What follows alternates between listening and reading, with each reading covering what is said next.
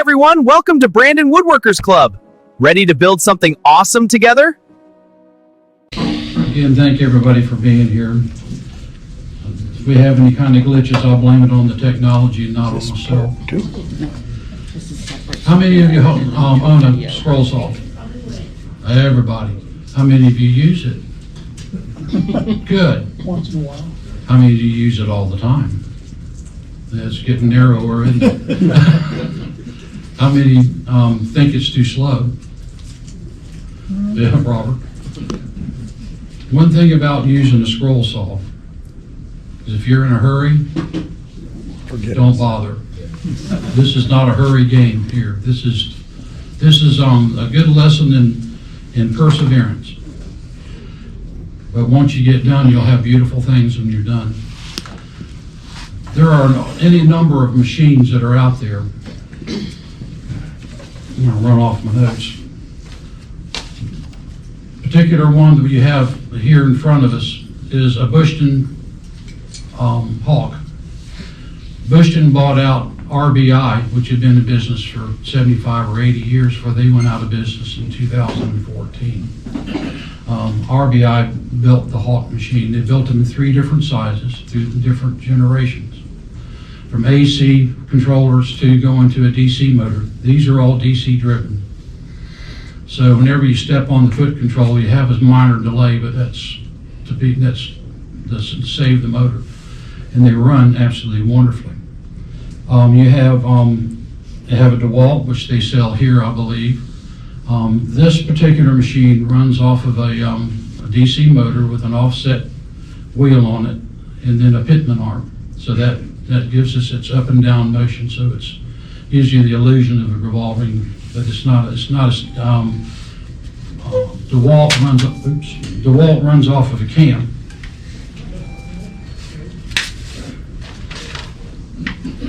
And running off a cam is how a lot of them do work, and they work well. You have Seiko, Pecos, Hagner. Hagner is an old German company. They've been building scroll saws for many, many years. They're very high quality, and they're right proud of them. You have Win, which I know somebody here has a Win. You have Delta. You have Jet. The list goes on and on and on. I have an old Craftsman that's sitting there that somebody donated, and the old Craftsman's work great. You have Craftsman? Very good.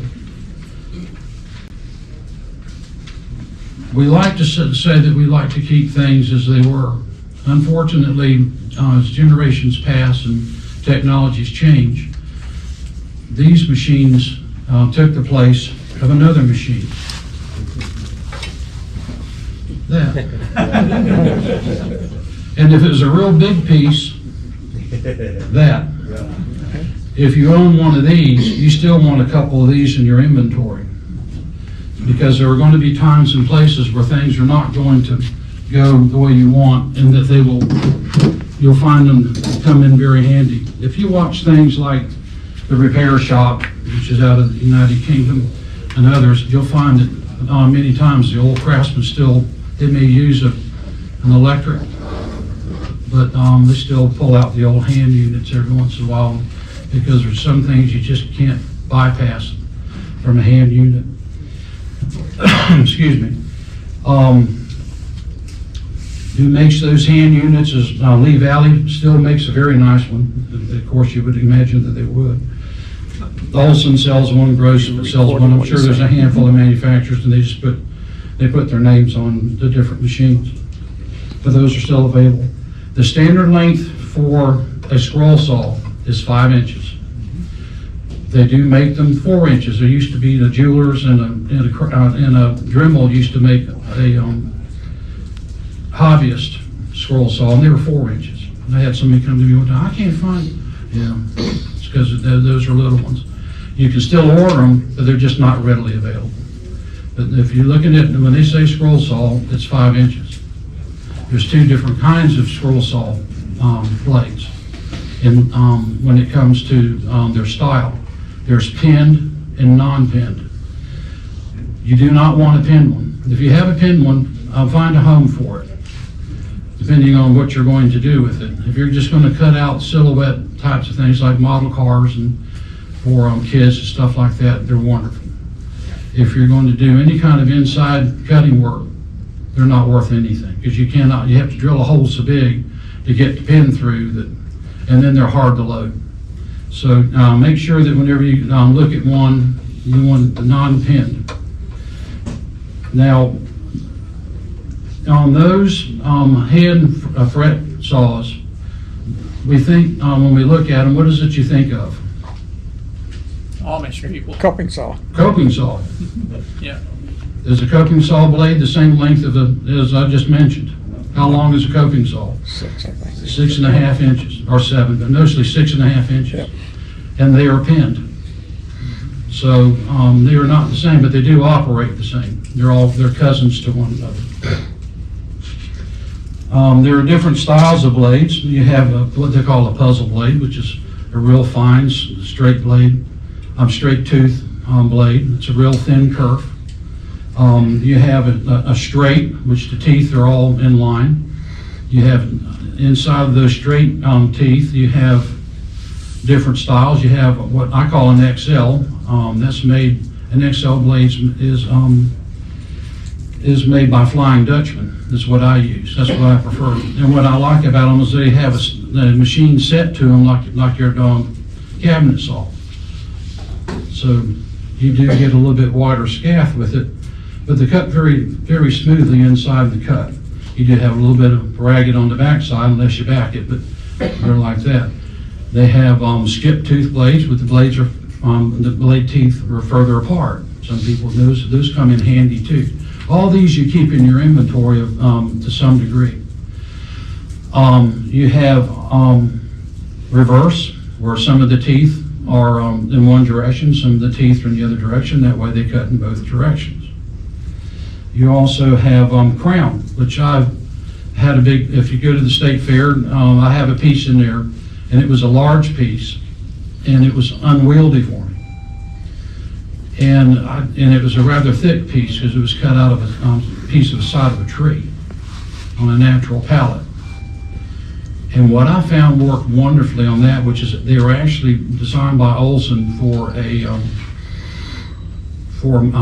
metal or composite work, as a crown tooth. And the teeth actually, it looks like a crown when you look at it along the edge of the blade. But what's nice about those is you buy them and they're expensive. But the stupid thing is when you wear it out going in one direction, you take it out and flip it around and you cut in the other direction and wear it out. So you get to get double the wear out of it. And they cut very nicely and they're real easy to control. They also, everybody talks about having a spiral blade. Spiral blades were actually designed to cut the cast off people's limbs and other things. That way they could get them off and cuts the plaster and everything else. Using them on a scroll saw, we all have them in our box. If you're trying to do something and keep it straight, unless you're very precise, if you're trying to cut a straight line, or if you're trying to cut a tight corner, you're coming to a 90 or less than a 90, or a more acute angle than a 90, good luck. They just don't work. They're a pain in the butt. You're better off with like an XL or straight tooth or even a reverse tooth. They're all, as long as it's got a flat curve and it's directional, you can turn most anything. And I'll show you a few minor things here in a few minutes about how to turn and corners and stuff like that. Again, you have the manufacturers. There's a whole slew of them. Olson, which I think Rockler sells Olson here, and I think they had a pretty good line of them last I checked. Flying Dutchman, which happens to be my particular favorite. Pegas, which has been around a long time. I have a good friend who prefers those, and he prefers the Pegas reverse. It's a matter of how you cut and what you were trying to do. Nikwa is another one. That's a German precision blade. They're right proud of them, but they work wonderfully. I don't own any of those. If you're looking for suppliers to be able to get the different things that you want to go with your machine, Some of them, you can go to the internet, but one of them is of course, Rockler carries a good line. Bear Woods, the wooden teddy bear, and many others. When it comes to the different sizes of blades, Before you do that, can I speak on behalf of the spiral blades? no. I'll come to their defense, I guess. There was a time when I was doing great big pieces, Right. like 4 feet That's long. what they're good for. And so I had to use like a outfeed roller type of thing off to the side because the table is so small. And then, so you don't have enough swing to cut a 48-inch piece and be turning it all around every time to change direction. So the spiral blades, you can cut forward, backward, sideways, whatever. So. Well, there's a way to manipulate your machine. This particular, they come in different throat depths. Yes. That's what you're talking about. Yeah. This is, this company makes them, used to make them in 16, 20, and 24. This is a 24 inch, it's as big as they make. Most companies only make a 24. I believe that, I'm trying to remember. Pegasus, I think, makes a 30. This is as big a machine as I've seen for the do-it-yourself market. Dave, But, yeah. is there a blade that you would normally default to? Or is Yes, it- I default to I default always to the Flying Dutchman XL. They're a little bit limited in size. Sometimes you have to go to a different manufacturer like Pegasus or something who makes the infill cut. They come in. Here's your standard blades, and these are all XL blades here. And you go from 2 for wood. You go from 2/0 to number 1 to 3 to 5 to 7 to 9 to 12. Pegasus, I think, makes some where you have a 2, a 4, a 6, an 8, and a 10. So you can't get the pass that around if you want. What are the differences between each one of those? The pitch or It's the it's the size of the blade. It's each blade is graduated in the size of the kerf and the size of the width of the blade altogether. And also, whenever you read them, depending on which blade you want to pick up, different manufacturers have different tooth counts in those blades. We don't have enough time. We could have a whole session on nothing but blades. Yeah. And I don't want to get bogged down in it, but those are your standards. So you can, and what you have to do is almost as you get into it, and depending on what kind of work you want to do, you're going to gravitate to one kind of a blade or another. But generally, if you go to those manufacturers, and then you can generally get whatever you need. When it comes to different kinds of patterns, now what I do is I do fret work almost exclusively. I have a dear friend who does nothing but intarsia. I have friends who do both.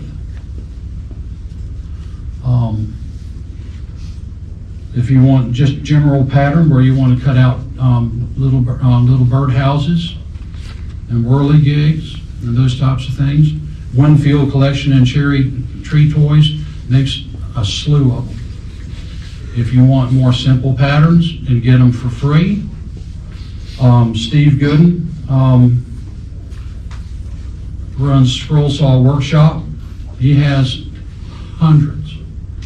I'm not sure how much longer that he's going to be able to go on. He's had terrible health issues, and he's currently in the hospital and has been for quite some time. He and his wife keep us updated, but he's been around a long time, and he runs probably one of the largest pattern workshop. I'm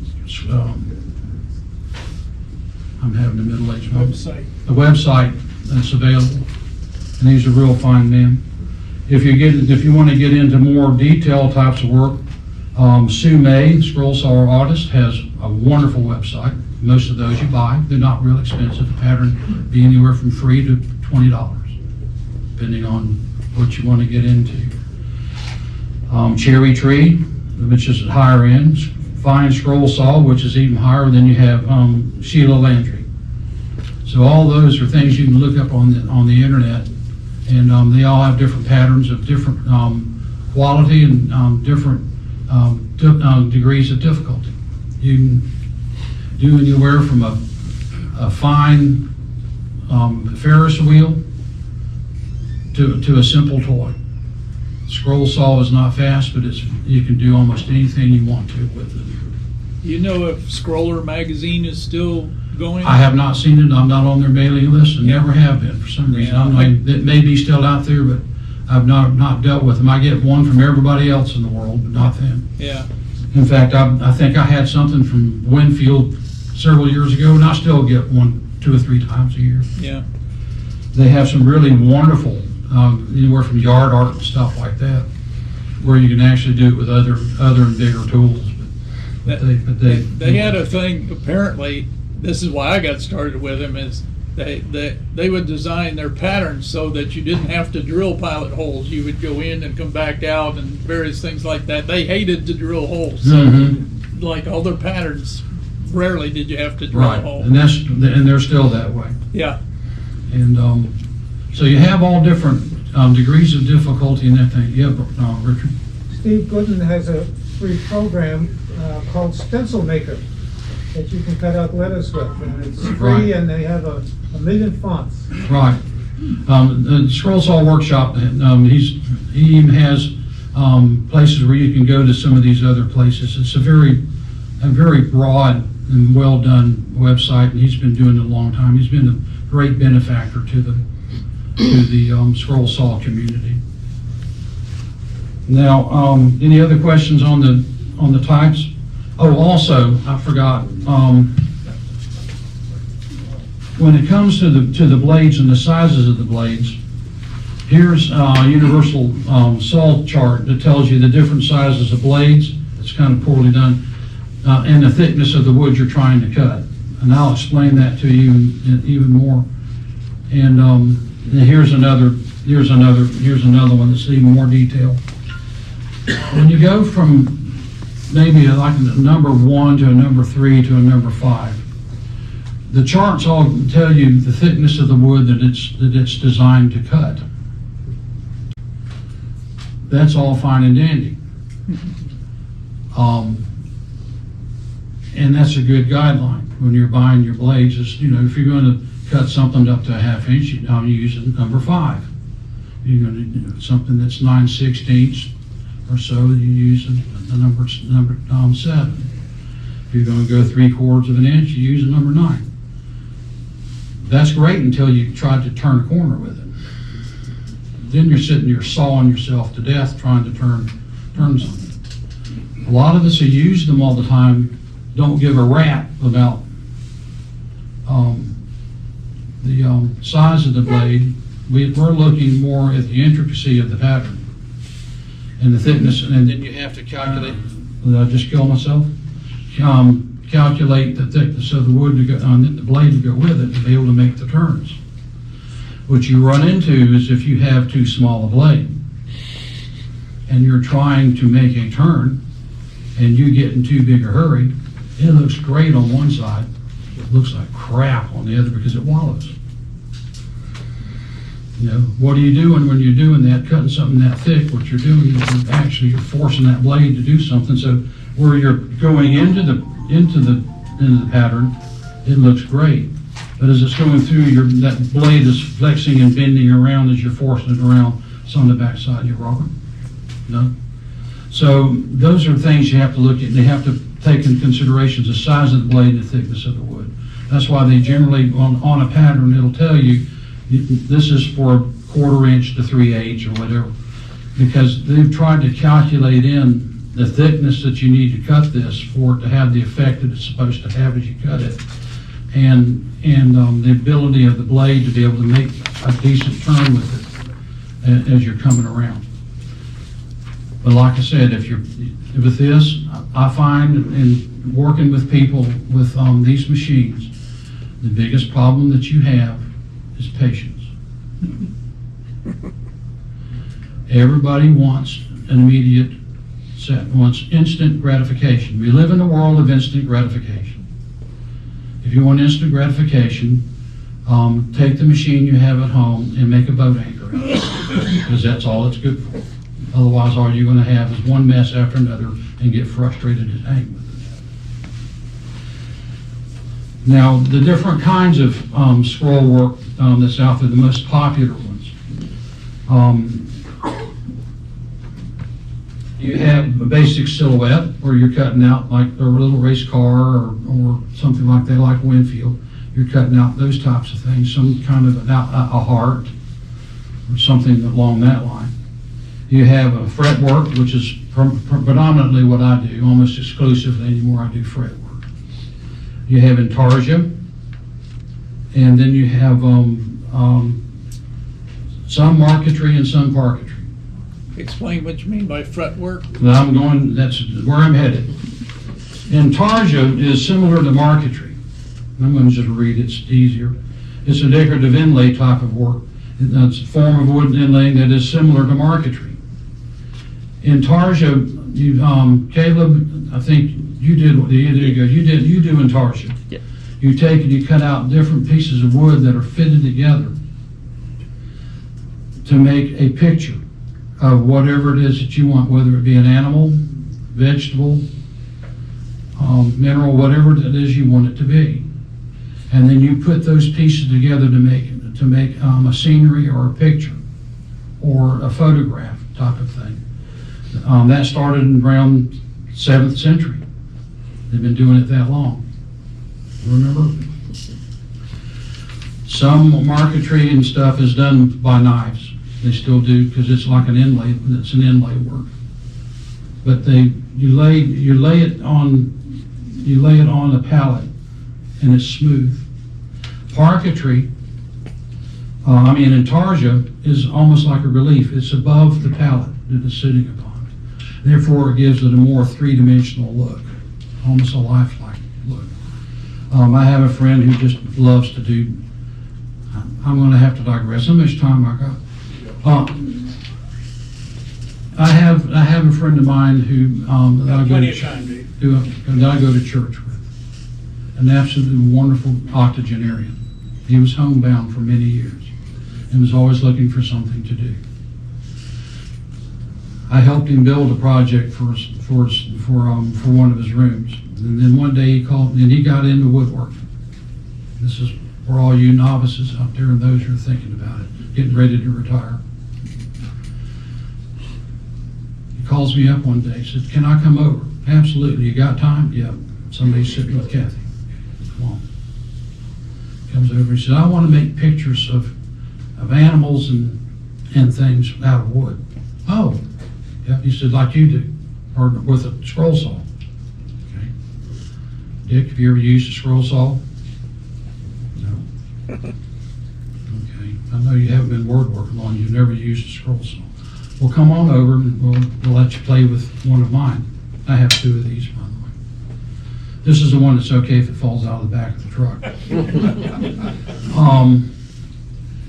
Comes over and he says, "That's what I want to do." I said, "That's great, Dick.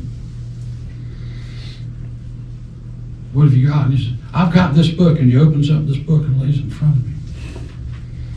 "Is it a fretwork?" "No." "Is it a Winfield doing simple geometrics?" "No." "Is it marquetry doing flowers and stuff on a level plane?" "No." "Is it parquetry just doing, that's where parquet comes from, by the way, parquetry, doing geometric designs?" "It's an intarsia book." "Dick, you've never used a scroll saw?" "No." Well, everybody has something to aspire to. Sat him down at the scroll saw. 2 years later, he's entering projects into the fair. If you go out to the fair and you look, you'll see the name Richard. That's who it is. 2.5 years later, he's entering projects. Anybody can do it. I'm not going to tell you that he has great eyes, wonderful hands, and is a retired engineer. But that's what parquetry is. That's all he does. He just absolutely loves it. And when you're dealing with, so you have to find your niche of what you like to do with a scroll saw. I always liked trying to do inside cuts on stuff. That was just from the time I was a kid. And doing fretwork or parquetry or marquetry are great enhancements to furniture, even if you don't make them a standalone project. The kinds of things that I do, this was done several years ago. This was entered into the fair. This is just a little corner piece where you can do that. You can go a little more simple, where you have those. Made a little shelf for my wife one year for Valentine's Day. It's coming up, fellas. Don't let me forget or I'm dead, man. Then you have a little more intricate things that have a backboard on. So these are the kinds of things that you can do on fretwork.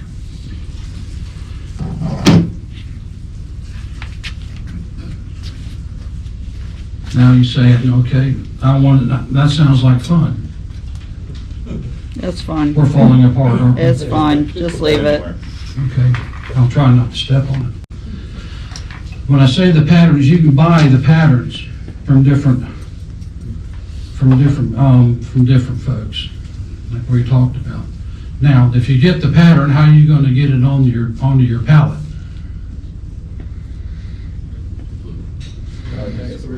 Huh? Spray paint. You can do carbon paper.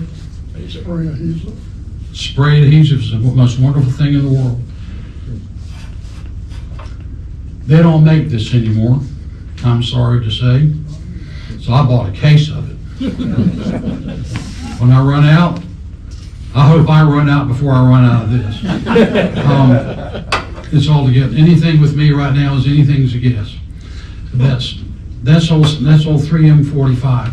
You now, what everybody's gone to is 3M77. The only thing about 77 is it's a little more touchy as far as wanting to stay there, but it still comes off rather gummily with mineral spirits. The nice thing about this is you put it on there, it stays there. Then when you're done cutting out your work, you have the paper residue. You wet it down with mineral spirits, you peel it off, wipe it off with a towel.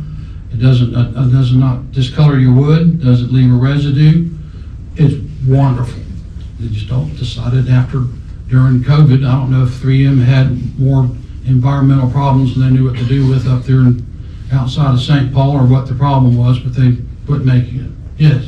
My wife uses fabric adhesive for like reupholstering furniture. Yep. And it works great because it's water-based. Then you can get it at any fabric store. Okay, there's another suggestion. What type is that? What is it?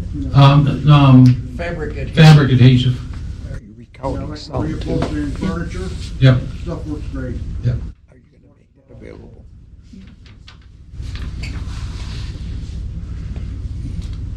Okay. Now, I have to tell my funny. Why do they think they call it fretwork? They fret while you're doing it. Here's a pattern that's already been adhered by this to the pallet and drilled. I want you to pass this around, that way you can see, it'll be more clear. I wasn't sure how much we'd have here. This one's already had a little bit of a start to it, but yes, I want that back. And it's no good to anybody else's. That piece of walnut's got holes on it. It's like woodworm got into it. Still wood filler here. Yeah. Whenever you use drill bits, you can buy drill bits from the from the blade manufacturer or suppliers too, and you can get them anywhere from a lot of what I drill out is 1/8 inch and stuff. You get into real fine work, you're getting into like number 64, number 67, and number 54 blade drill bits. And if you're going to use those, then of course you're having to do all this on a drill press. You cannot do it by hand. because you won't drill straight, which will make it a booger to load. And the other thing is you're liable to break your bit. Even when you get into the small stuff, and you get into, you see that size of that drill, but I think that's a 64 there, if I'm not mistaken. Maybe a 70. Yeah, The chuck on your drill. Your, 0. will zero out to a smaller. Yeah, it zeroes out. You have to have, for some of these small things, generally, a standard Jacobs chuck, or what I call a Jacobs chuck. Standard chuck only goes down to about maybe 5/32. You have to go to the extra, you have to go from $40 to $80 and get a 0. They make small ones that are 0 that insert into the bigger ones, but the run out on them is terrible. Just spend the money and buy a 0 chuck. And your saw blades fit in those little things? Yes. Wow. And yes, they will. And there's a secret to some of that too, depending on what you're working on. I'm going to just wallow all over the place, sorry. Just make it interactive, that'll make it even more fun. When you're piloting those, make sure that, I mean, smaller than the old rule of thumb, machinist, the smaller the drill bit, Faster you go. the faster you run it. And how do you clear it? Peck drill. Hmm? Peck drill, one diameter at a time. You just put it in there a little at the time, you take it out, and what I was taught to do was to have a screwdriver and tap the chuck, and it knocks the build up off the cutters. So you just drill a little bit at the even if you're drilling something that's a 1/4 inch. I've been drilling something that's a 1/4 inch or 3/8 and had that sucker ring off in it. That makes doing scroll work even more colorful because it teaches you new profanity. And your wife comes out and goes, What'd you say? sorry, dear, I didn't mean to be that loud. I meant to say it, but I didn't mean to say it that loud. Now, when you're doing scroll work, not everything has to be on a flat pallet, like you're seeing a lot of this here. You can cut out 3-dimensional ornaments by using square stock. You can cut at an angle. All these machines have an angle gauge on the bottom of them, so you can cut at an angle.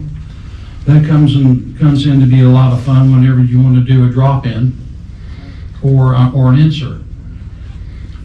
That you have to kind of play with it because they're not all exactly the same, but you can set that table just off, just a hair, and you can cut out a heart or whatever you want in the middle of like a coaster, and you're cutting it at that angle, and you keep that blade always oriented to the center, and you cut the piece below it. You glue them together, basically. That way, whenever it's just right, when you get done cutting, that one will drop into the one below it, and the one below it will fall to the floor. And it's, except for the small piece that you can see where you had to put that little bitty pilot in, that little bitty pilot that you put right on the line to try to hide it, you have that one little diddle there where you did that. Why you make that pilot as small as you can, depending on what you're working on. Sometimes it doesn't matter if you drilled it out with a 3/8. It can make a bit of difference. Sometimes it really makes a big difference because. But Yes. I know nothing about this, but just a question on this pass you already have in here. Yes. Is that one pass, or is that one on the inside and one on the outside? That's one pass. That's one pass of your blade did that Yes. width? Yeah. Okay. But you got to nibble at it, all right? You don't just outline it. I mean, nibble at it. The kerf on the blade is so much, and the slot in that is wider, much wider than the kerf. So that means that you have to follow one side, then follow the other side, and the little piece falls out, or you got to nibble at it by. You know, it depends on how you do it. Sometimes you can manipulate the blade. We'll get to that in a minute. Okay. Sometimes you have to nibble at it. like you do with a bandsaw. Yeah. But when you use those little bitty blades, there are places where you have to use such a small pilot that you actually will take a blade and pass it through and start sawing it out so that way you can put your saw blade in it. Because it won't feed. The other thing that we do too is, I think there's one manufacturer, maybe Pegasus, that puts a tip on their saw blades. All the other ones are blunt on both ends. Those of us who do a lot of fret work, we'll just sit down and do 2 or 3 dozen number 5 blades or whatever, as an example. And we will tip all those blades. If you, I think if you look at that one that's going around, you'll see one end's got a sharp end. It's because I sat down in a grinder and tipped every one of those blades. That way, I don't have to sit there and try to fight it and get them through the back side. Now, these machines are wonderful by the way they're designed, because you can tip the blade. But that way you can get it started, then you can feed it up through. Then actually, if it's not too terribly small, you can actually saw it down the piece. And I even keep a pair of pliers, duckbill pliers here. That way I can grab a hold of it, and then I can saw it into place to be able to put it where I want it. It's all kinds of little things that you do and you learn. And we learn from each other. There's a member of the Tampa Club, James Nauman. He's the one who taught me, and he's just an absolute master. He's a master with a scroll saw. He owns both a Hawk and a Heckner. And what he did with the Heckner, believe it or not, is he took the Heckner, he likes the cam system and everything on the Hawk, and he made in his shop the cam system to make it faster on the old Heckner. He's just a master of all things mechanical and the scroll. But that way you feed them up through. That way you're hiding as much of that pilot as you possibly can. Does that answer your question? Did you still have, or no? No, I don't have a question. Okay. Anybody? Okay. Yeah. No. Now, when you start getting into the fairs and competitions, some of them, the state fair, for some reason, has always, and I haven't figured out why, says that any fret work or, on any of the furniture, then the fine furniture can't be more than 25% fret work. So that corner is not an accessory. That's actually entered in fret work because it's more than 25%. Even though it's an accessory. It could be, if it was just solid on the side, it'd be an accessory. Never figured it out. Because if you go to a lot of older furniture, you'll find that a lot of old tables and chairs and things like that had skirts on. And those skirts are all fretwork skirts. And, or whatever you want to call it, I'd call them skirts. Is that the proper term for it? I'm not sure, no. But you know what I'm I've seen a talking lot of it, yes. Yeah. And we even owned a piece of furniture one time that was rosewood that somebody had done fret work on the front skirt and then carved it. Wish we still had it, but anyway. But there's all kinds of things, and the sky's the limit. The only limit you have on this is if you don't have much time, you don't have patience for this, you're not going to enjoy it. There are those of us who just get out there and get lost. As far as your power issue, if you get into some of these saws, I'm going to badmouth Tampa Electric. It's not that hard to do.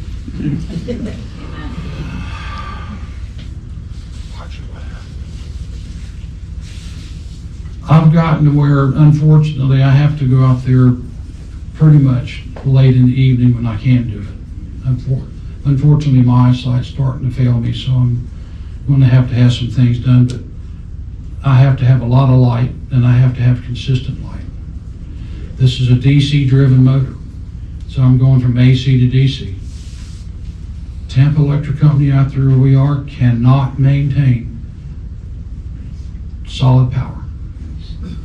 I'm sitting here watching the lights, and the lights do this. And I still use fluorescents. I can't tolerate LED because of the cycle. So sitting here doing this while the machine is doing this. Sound familiar, Caleb? So you've got, here I am fighting the lights glowing and dimming and the machine slowing up and speeding up. It's not that it affects my work, it affects my attitude. Now, some of you ask about some of the mechanics of this. I'll be perfectly honest with you. I'm going to show you a few minor techniques here. And I know that's primarily what you were expecting. Unfortunately, there is only one way to learn how to do this. Do it. It's just do it. Hours and hours and days and months. When I first got one of these machines, my son-in-law was having back surgery. This was back in 2019, I think it was before Thanksgiving. My wife flew up there to help take care of the grands and help my daughter, help my son-in-law, and then left me at home. I decided I was going to learn how to do this.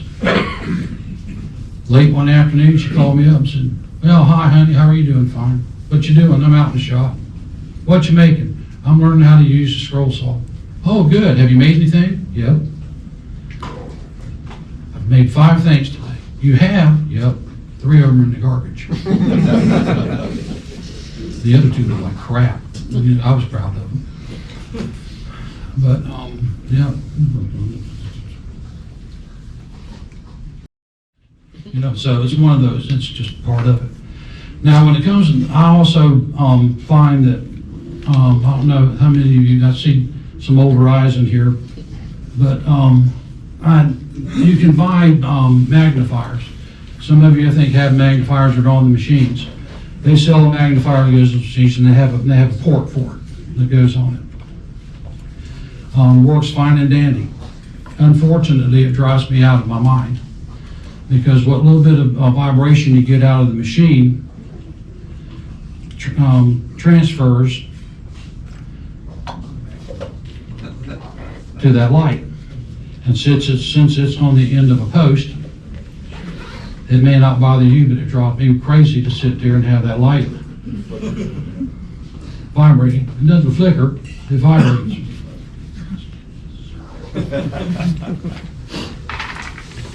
Drives me absolutely out of my mind. So I've gone to where I used the my dad's system. My father was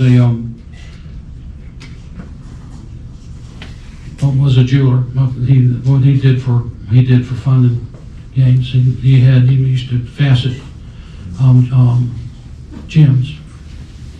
In both Cabotron, but he did facet. He had old Braves faceting machine. He used these, and the work he did was much finer than what I do. Obviously, I never had the hands for it. I had my mother's hands and my dad's brain. So I've learned to use what I have a hand-me-down set of these, but I brought my nice ones so that way you wouldn't have to see my old raggedy one.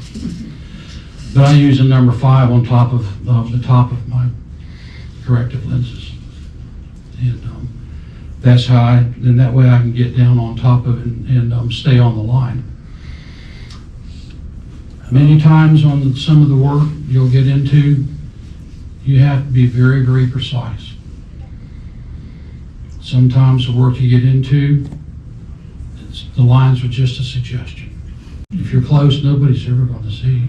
If you screw it up, guess who's going to know? Me. That's it. So don't, if you're making something and you get a little bit off, don't just sit there and stomp your foot and just back up, stop, take a breath. See how you can hide it. What do we all say about the difference between a good woodworker and a great woodworker?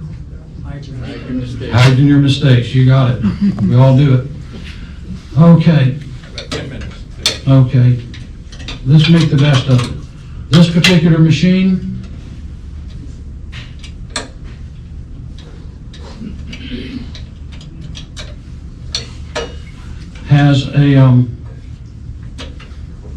has an idiosyncrasy. I need to tighten that. Is with all your machines, you like that adjustment tool, do you? Yeah. All these machines that you have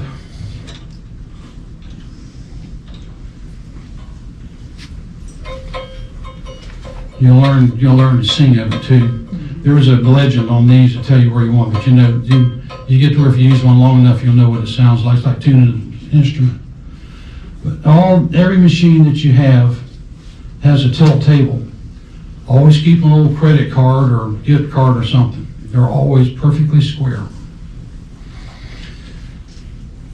Jiggling these around in the back of a truck or just moving it around the shop, always make sure that blade is square.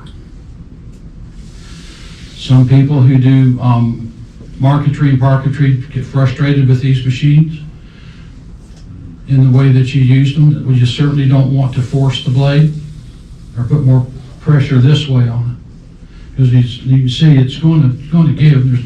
There's not a backstop on it. So if you go and do this, when you get ready to stop, what's it going to do?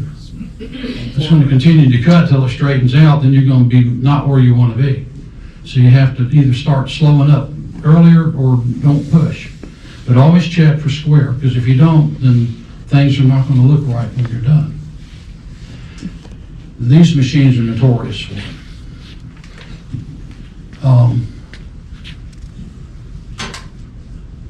We had a run of DeWalt's. I don't know if they're still having trouble or not, to where the table was square, where the machining on them became a little bit inadequate, where they were square on one side. If you put the card on the other side of the table, they weren't. And that's not good at all. So what I've got here is just a little piece. It's a little heart. It's an ornament. I'm going to demonstrate something here if the camera's on. The hardest two things you'll probably have to do, believe it or not,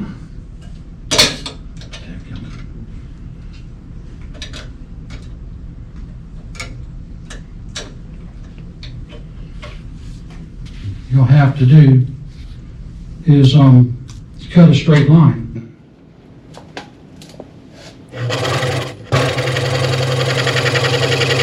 Can everybody see? Okay. Now, whenever you're cutting, I always tell people, whatever you don't want to do is you don't care what you've done. If you admire your work, you're making a mistake. You don't care what it looks like. You don't care where you've been. It's already done. There's nothing you can do about that. Kind of like other mistakes in life.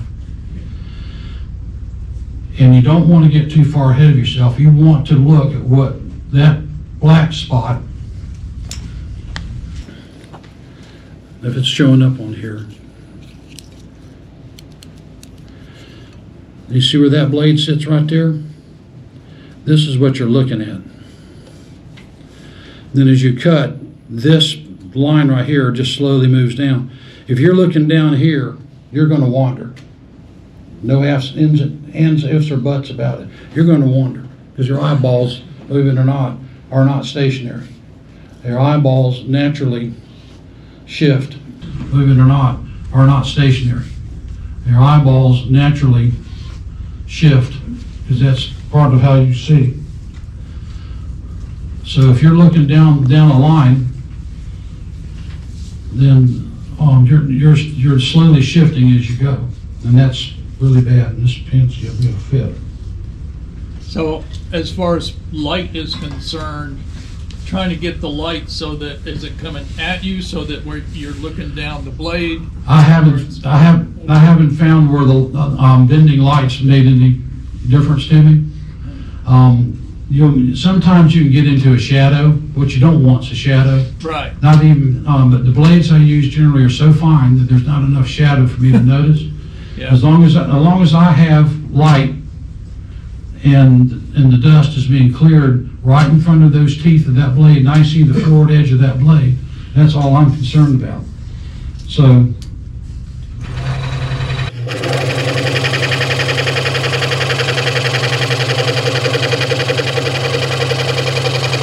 yes, folks, it's just that fast.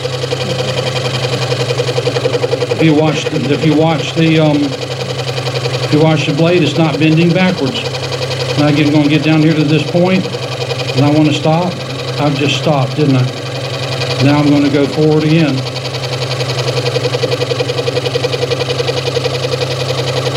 You're cutting a line one dot at a time.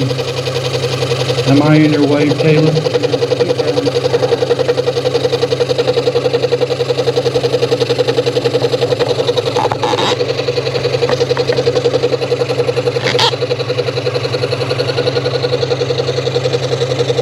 Now I'm going to come up here. I'm going to pause. Make a right-hand turn.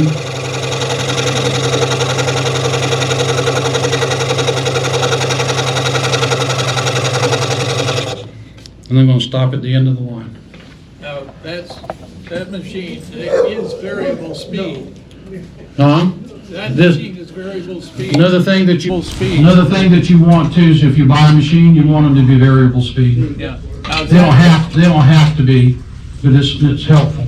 So is that in part the thickness of the wood, the density of the wood, the It's type whatever- of blade? It's whatever you get comfortable with. I don't ever judge it by any of that.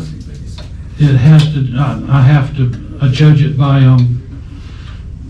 the intricacy of what I'm working and how fast I want to cut it, and then you just adjust it. A lot of these things run all the way up to 10. This thing, I'm running about just under 4. And I find it to be plenty fast for my old eyes. Now, when you're cutting a circle,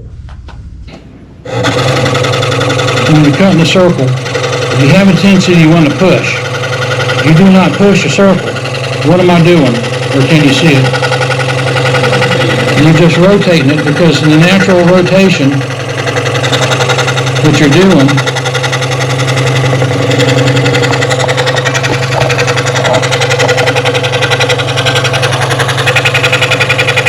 see, I'm not putting much pressure on it.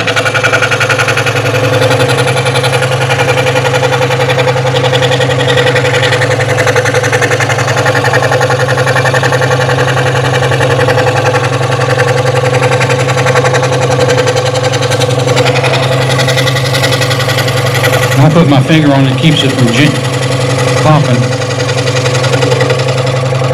Then I'll sit here and I'll file it a little bit as I go. I'll go a little bit past it the way I'll file it. And there's your hole. Don't, huh? Also with that, it has a cam on it when you're setting the blade. It sets, once you set the tension, that's pretty much, as long as you're using the same blade, it can you don't have to adjust, like when you started, you adjusted at the back of the machine. Right. But once you get it started and you're using the same blade and everything, it's automatic when you flip that cam. Yes. Yeah, you preset these machines. Any machine that you use, you're going to preset it, and then you'll test your blade. Then these have a preset on there, but you still do it. Let's make one more, then I'll turn it back over to you because I think we're about to run out and everybody's hungry. You want to work a little through break and skip your cookie business. Oh, no. What? Blasphemy. Spitballing out here. Okay.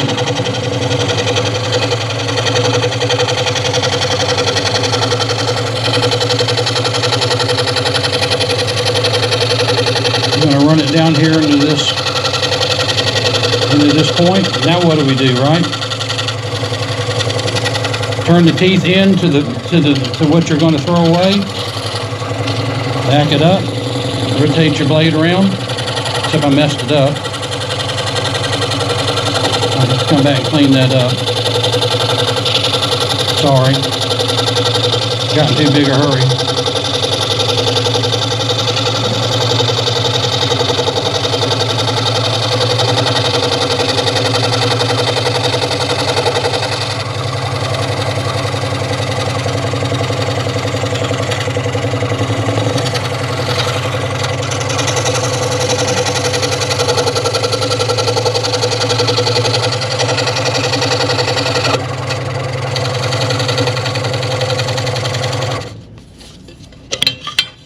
See where that falls right out?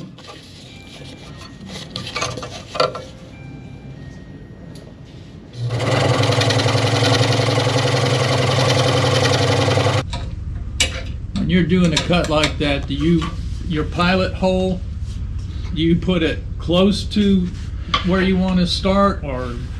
There's two reasons to run a pilot hole close to where you want to start. Yeah. One is to save time, and two is if it's just that close. Sometimes it's critical.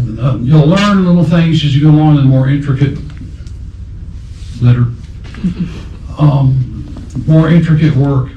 You'll run into places where you'll run out to an end, to a point. You come back, then you come back up. You have to learn where to put your pilots, because if you're especially cutting a piece of hardwood rather than plywood, so the plywood's a little more flexible. If you're cutting a piece of hardwood or softwood, as you know, whenever you're trying to cut this, you're going with the grain, across the grain, and with the grain.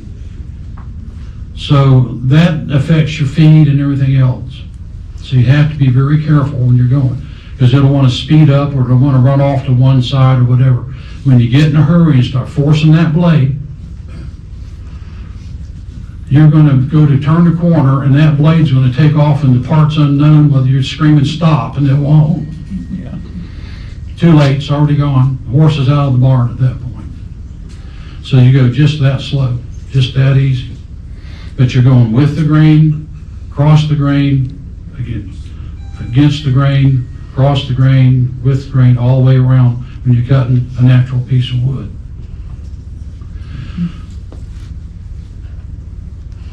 Something else I was going to tell you, I don't remember what it was. But when you get into something that's a little more acute, when you get into something that's real tight, what you can do is you run your blade into that little point, right up to it, until you're starting to cut into the line, then you back it all the way out. You turn your blade 180 degrees and you back the blade back down into that corner. Then you start it back up in the opposite direction. I wish we had a whole lot of time, but if I sat here and showed you all that, you'd be bored to tears. I don't want that. Huh? Could do that instead of getting a cookie. No.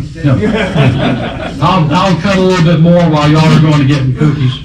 And so go ahead. Thank you, Tom.